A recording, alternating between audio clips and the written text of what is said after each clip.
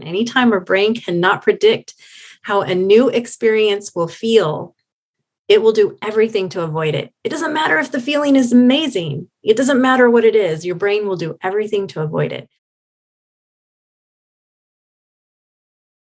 So walk me through what happens in a session with you. What would I experience? Am I gonna be walk me through what would someone expect to experience if they had a session with you?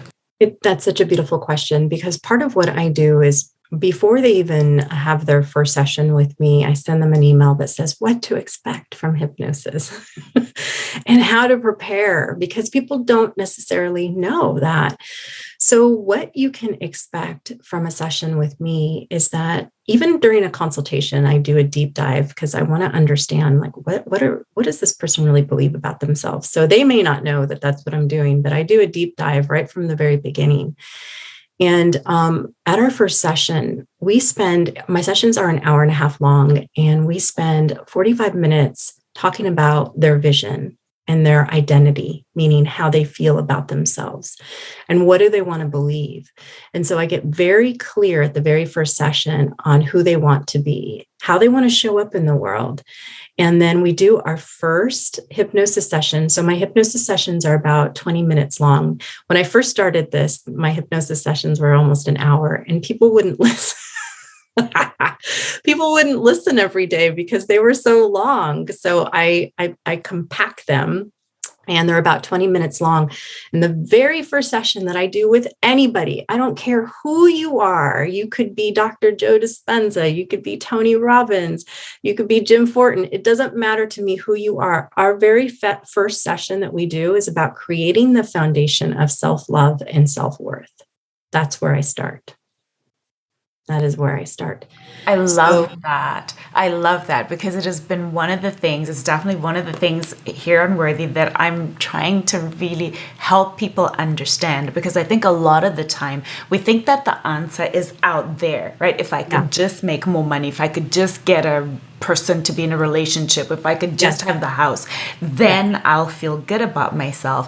But I'm trying to help people understand that it's actually the opposite, that if you want the house, the car, the money, the whatever it is, it has to start first of all with you loving yourself, you feeling worthy. So I love that you said that. Yes, it's so true though, because people think that the problem is outside of them, because that's how we were conditioned. I know, because I was that person. I thought if I had more money, if I had a partner, if I had, a successful business, if I had all these things, then I would be happy. It's so backwards. And then that's when we're always looking and searching and seeking.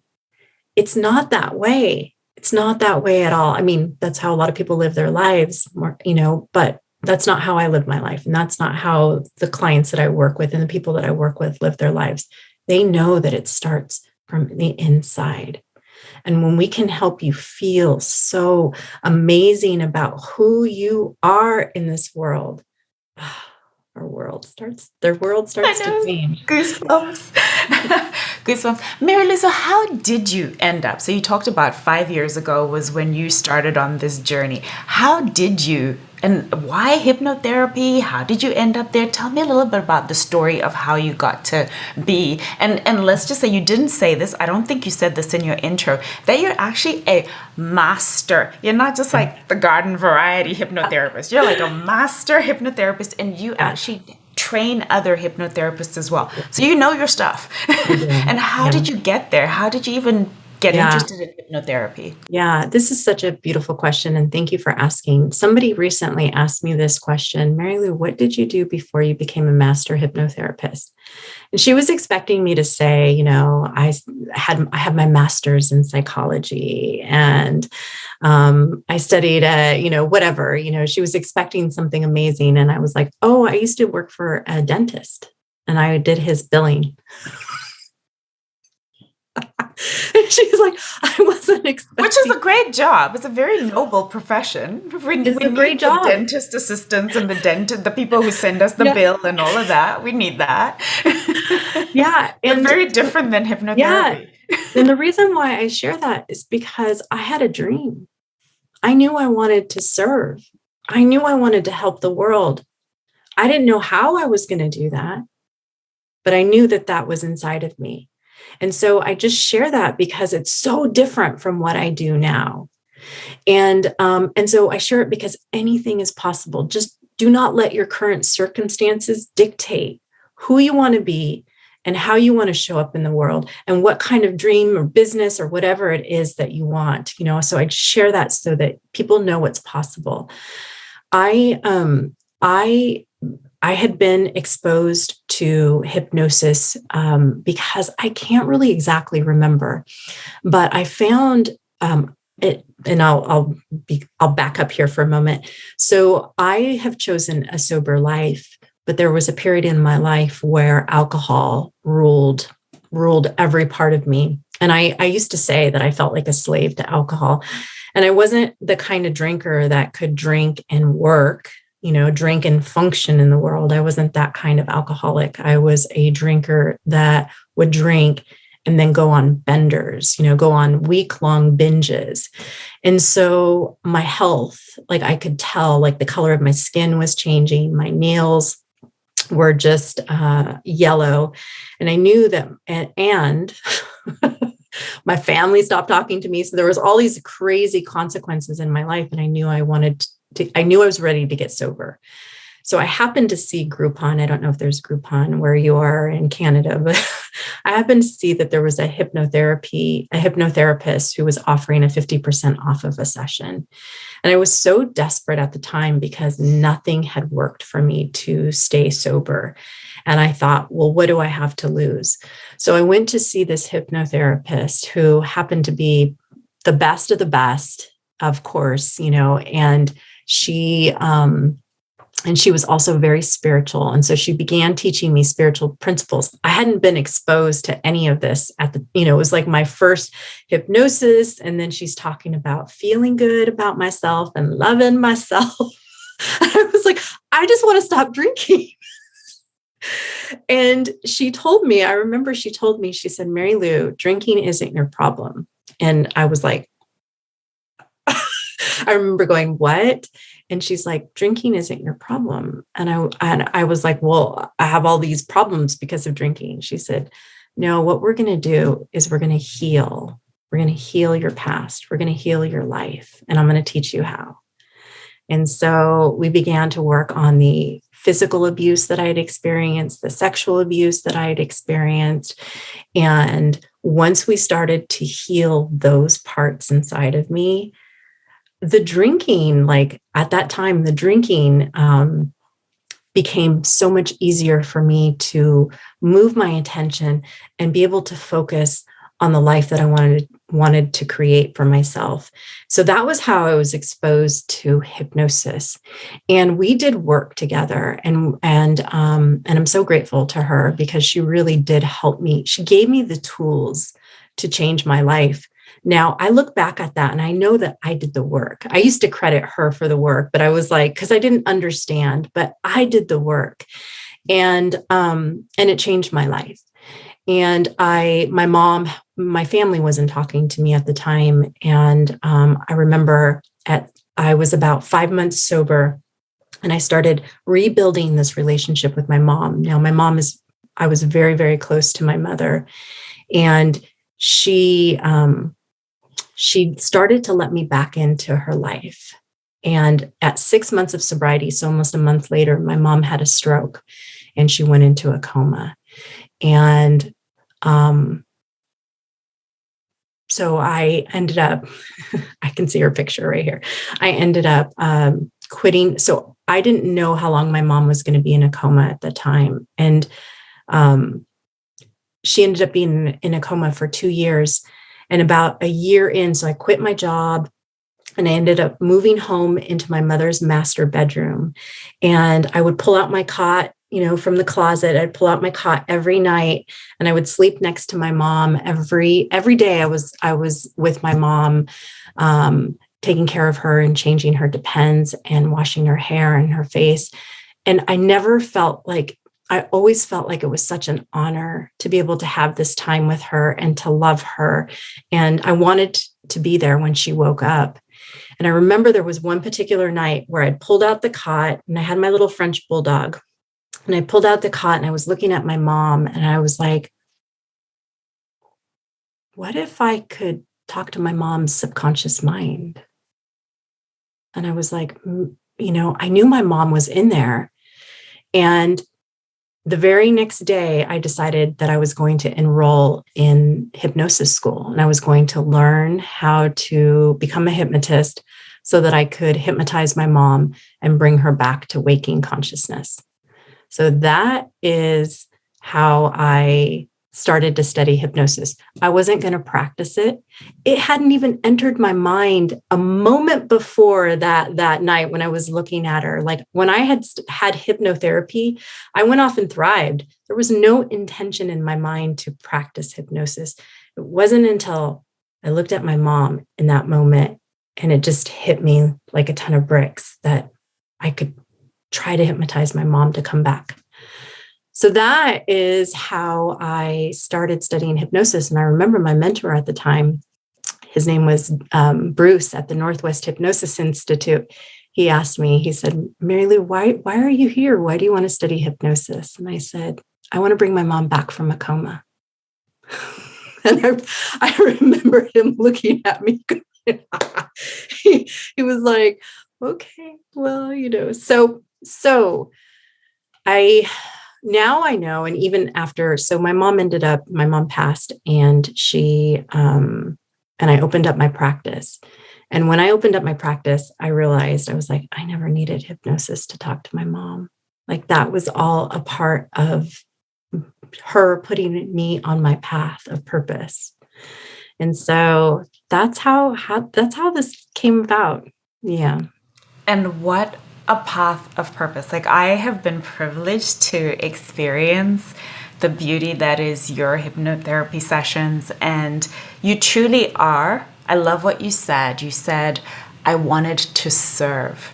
And one of the things that I've had the privilege of observing you from a distance and then starting to get to know you is that is exactly what you do, is that in the world. And what an incredible gift for you to give people, the people that you work with, is to change their lives. As I was listening to your story, I thought about the fact that the person who started you on this journey, when you found that Groupon and had a session with this person, that little did they realize probably the impact that if you hadn't gone to those sessions, done the work. Yes, they were your guide. They shone the light on the path. But if you hadn't done those sessions, in all probability, who knows, maybe you might never have reestablished your relationship with your mom before she passed. Right. So what an incredible gift. And now you are paying that forward because you help. I know some of the people you've worked with, I see and I hear them talk about the impact you have on their lives. Like, what is the impact that you want to have? Yeah, that's such a beautiful question. And, I really want people to be able to live their best life, like whatever that is for them, to be happy, to be authentically themselves, to show up in the world in the way that they want. Like I want for them to be able to be and do what they want to do in the world. So I hold the vision. And whether I work in groups or it's one-to-one, I always hold the vision that everybody lives their best life, whatever that means for them, so that they can be free, because I know what it feels like to feel trapped, to feel hopeless, to feel discouraged, to feel like my brain is not working for me and not being able to figure out how to get out of that hole, how to have hope and to believe something different. And so I hold that vision. It's a beautiful vision. And I know as well, so you created a business where you are a hypnotherapist and you do sessions, but I also know that it is so incredibly hard to get a one-on-one session with you because you're so busy. Did you see this for yourself when you created the vision? Was it just you just wanted one client? So true. When I first started, I thought I was going to be practicing in my little tiny office in Portland, Oregon. Like I thought that was the way I was going to serve and change people's lives. And everything happens in the perfect time, So if I would have known then what I'm doing right now in this moment, I think I wouldn't have, I would have gone back to dental billing, but, but, it is so amazing for me to see that I get to show up and do what I love in the world. And I get to help people in the most incredible ways. And my business has evolved from that. And I'm not going to say that I did that alone because it takes a team. And my zone of genius really is in subconscious reprogramming. And so I've hired the right people to be able to help me see this vision for myself and to help me understand that more people need me. And it's and when we do a lot of one-to-ones, I love it. It's so rewarding. But I'm not reaching the masses. And I know that I am being called to serve the world. You are being called to serve the world. And, as we've talked about, throughout our time together today, is that there is so much misinformation, misconception about hypnotherapy and what it is. And yet it's such a powerful tool. It's such an effective tool that I really wish more people knew about and more people would have access to. So I'm so happy. And I know one of the things that you're doing in your business is you're coaching, you're training other people to become hypnotherapists. Right. So tell me about that. Oh my gosh, it's one of the best things I've ever done. It's so much fun to teach other people how to hypnotize and how to train, for them to train not only their own brains, but and not only their families, because a lot of the people that I've been working with have now become certified and they're doing hypnosis on their children for anxiety or for sleeping or for eating disorders. There are a few of those. But to serve the world, to serve their clients. So I have a program called HypnoThrive Certification Program, and it's through the National Guild of Hypnotists in the United States. And so to become certified, it's 100 hours, and 72 of those hours are in class. And then the rest of those hours, I think it's 28, are self-study. And right from day one, because my goal is that, and my intention is that everybody who studies with me leaves my program feeling like a badass in the world, feeling like they too know how to reprogram the subconscious. So from right on day one, we start hypnotizing. I start having them practice hypnotizing each other. And it builds that confidence through practicing. And so I love it. I've had 2 programs so far because I just started teaching in September. I'm just so excited. It's so much fun to see people really understand hypnosis and how incredibly powerful it is. Understand hypnosis and understand the power of their own mind. Because I think that certainly I never had anywhere class or anywhere where I learned the power of my own mind. We're not taught what to think. We're not taught how to think, rather. We're taught what to think, right? You're told this is 1 + 1 is 2, but you're not taught how to use the power of your mind. So this is such a beautiful thing that you are doing. What's your biggest dream for yourself now? Oh, Sandra. It's funny. I was just asked that question yesterday, Mary Lou, if you could dream big, what would that be? And in the past, that would have been all external things like, oh, I want to have my home in Paris, or, I really don't, but it would have been something like that. And so the 3 things that came up for me were, I want to have peace in my life, and I do. I want to have happiness in my life, and I do. And I want a multi-million-dollar business. I want to serve the world. I want to create programs. I want to change people's lives, and I want to have fun doing it. And I am. I love what you just said. And I love it's going back to something we talked about earlier on about money. Is that I think sometimes we're, especially in the words like, don't love money and don't love. And yet, as you rightly just pointed out, with money, by having a multi, whatever, 7, 8, 9-figure business, that's how you create the impact. That's how you can reach more people. And so, yes, we do love money. Yes, I do.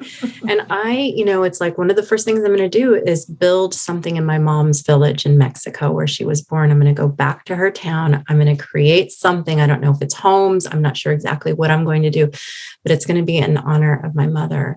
And I donate now to, it's like I give because I'm abundant. I give because I believe. I give because it's coming from the goodness of my heart to be able to make this world a better place.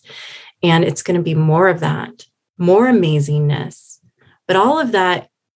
And I know that this might be getting off topic, but all of that is already inside of me. It's already who I am. And that's what I help people believe too, when they come to see me or they're part of my programs. Nothing is outside of you. And when you can learn the power of your mind, and when you can learn to create or manifest or whatever you want to call it, attract, when you can learn how to train your brain to focus on the things that you do want in your life and who you want to be, oh my gosh, it gets so much easier. I love what you just said about building something in honor of your mom. So tell me something about your mom. What's your fondest memory of your mom, or what's something that you'd want us as the world to know, because she was so much an inspiration to you to step into the woman that you are now. Tell us a little something about your mom. Yeah. So my mom, my beautiful mother, thank you for asking that, Sandra. So sweet. My mom was one of the most loving and supportive people that I've ever met. Really, my mom did tell me, growing up, that my middle name is of the light. So in Spanish, it's de la luz. And my mom always said, "You're of the light." She had such an encouraging way about her. My mom was just full of love. My mom came to the States at 16 years old, and she brought my oldest brother with her. She had an arranged marriage because she wanted us to have a better life. My mom was so selfless and showed me incredible work ethics and taught me to be proud of everything that I am. Even if we were poor, my mom would say, "We're clean," and we were. We're clean. We're poor. We were poor, but we were clean. My mom is just one of the most amazing, loving people that I will know. And now I get to know her in a different way. It's not the same, but. I love that. Quick question that was asked in the comments was, how do we tell our brain that we're safe? So, a lot of the time, the reason we're self-sabotaging, the reason we're not doing the things we want to do is because our brain's like, ah. So how do we get our brain to feel safe when we're trying to do new things or to stop certain behaviors? Yeah, because anytime our brain cannot predict how a new experience will feel, and this is so powerful, I want you guys to replay this over and over again. Anytime our brain cannot predict how a new experience will feel, it will do everything to avoid it. It doesn't matter if the feeling is amazing. It doesn't matter what it is. Your brain will do everything to avoid it. So one of the ways, that's such a great question. One of the ways to get your brain to believe that you're safe is just by practicing visualization. Visualizing, so taking a moment, either at night or in the morning or whenever. And I'm just giving you guys the simple tools. I'm not making it complicated, but taking a moment to close your eyes and seeing yourself do the thing that you want to do, be the thing that you want to be, and then feel the feelings that you'll have when you have that rockin' body or whatever it is that you're wanting, or that all your habits, like you're doing everything the way that you want to do them. So it's taking a moment to see that in your mind, with your mind, to visualize it, to imagine it, and then to feel the feelings. Like, how does it feel for you to be healthy and happy. And that is how you communicate to your subconscious mind. It's easy, right? Super easy.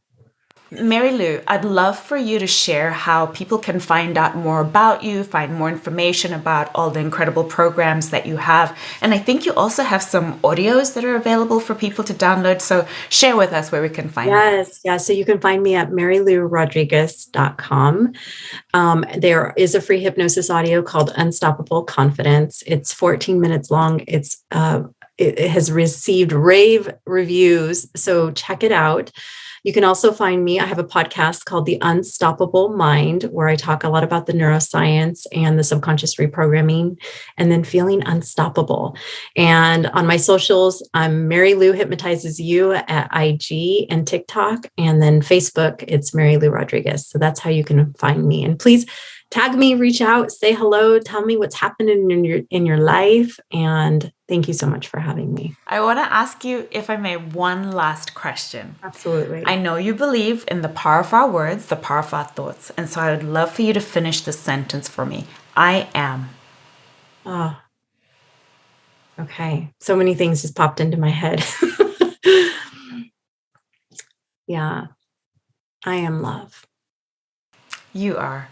And something you say when you sign off, when I've seen you sign off from things, that sort of giving me goosebumps and making me feel teary. You say something really powerful. Do you know what of course you know what you say because you say it. But you say, can I get you to say it? Yeah. I love you. And I do. I love you. And I love me.